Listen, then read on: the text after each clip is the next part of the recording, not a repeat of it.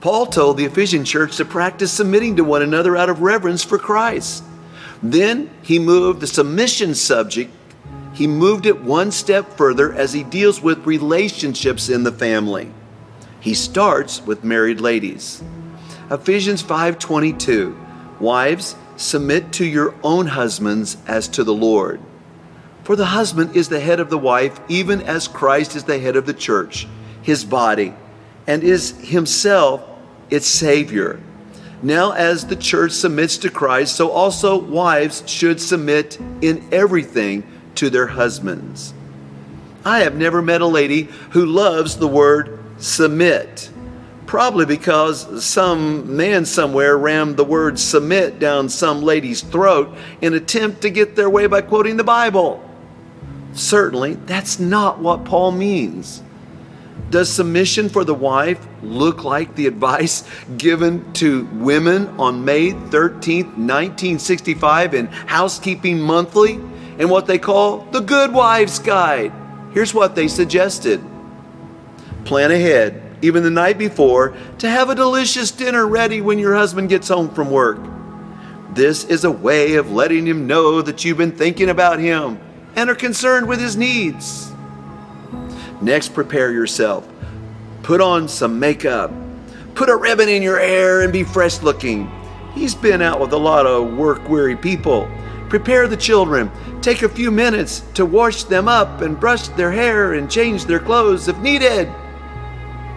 The next suggestion. Remember, they are his little treasures, and he would like to see them playing and having fun.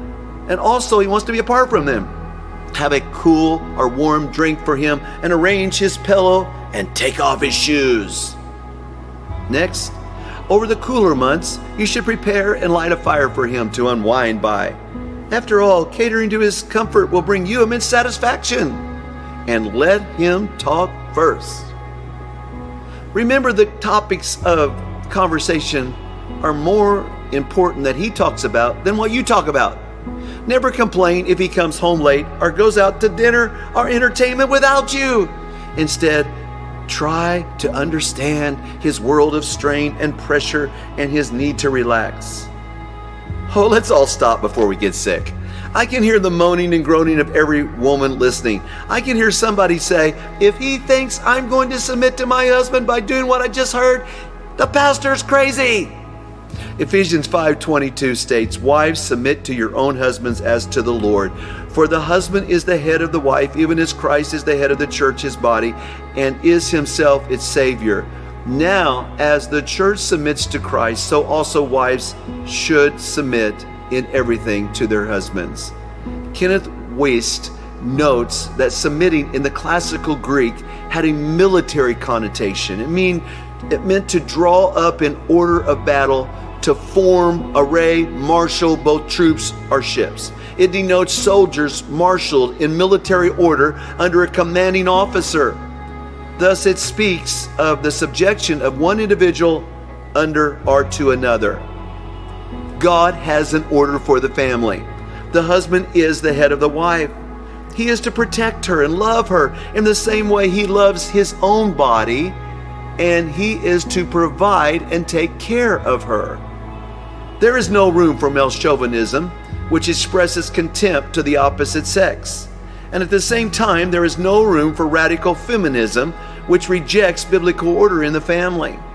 Let me say 4 important things about submission. First, one will have trouble submitting until they submit to God's authority. Jesus submitted to his Father by dying on the cross. Now that is ultimate submission.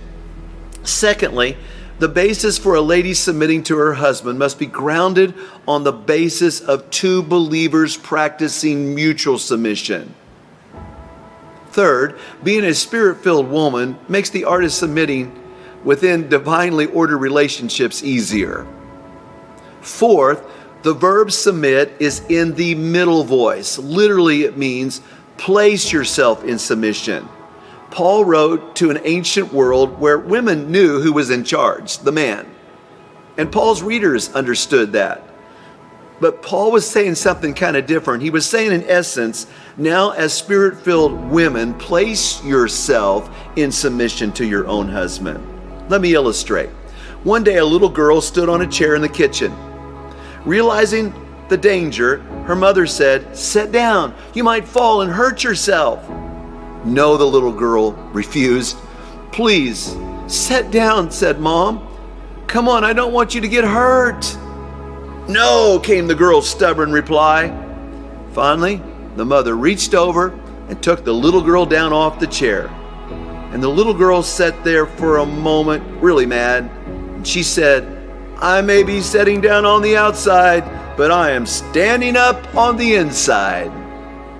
Submission for a godly woman remains a heart issue, not some legal requirement. Just like one makes a choice to submit to the Lord, so a woman willingly submits to her husband.